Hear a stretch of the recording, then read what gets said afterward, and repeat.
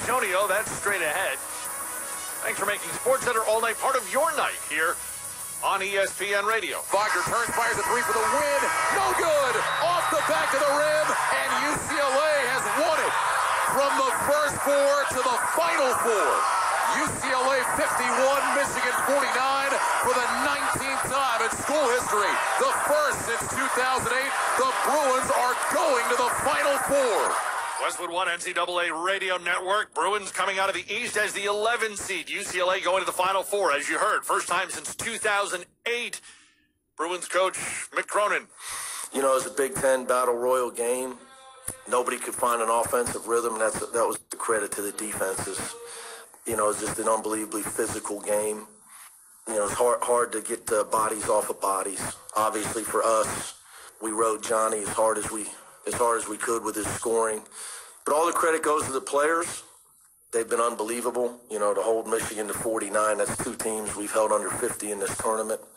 We held Alabama to 65 in regulation and BYU to 60. Just an awesome effort by our kids, and all credit goes to them.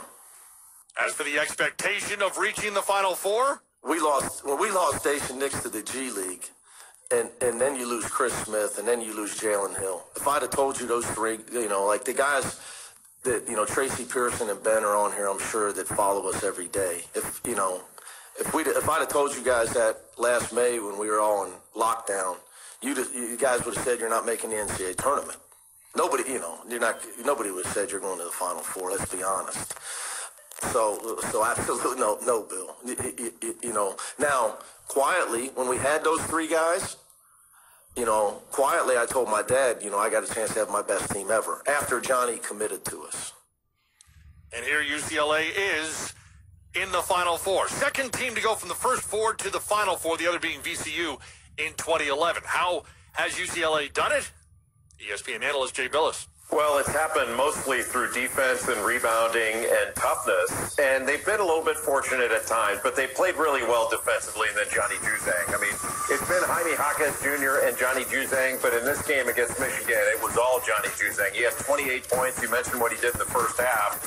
Mick Cronin was running him off baseline screens to get him open, then using him as a screener so that Michigan couldn't switch, but he was fantastic with those 28 points. He went 11 of 19.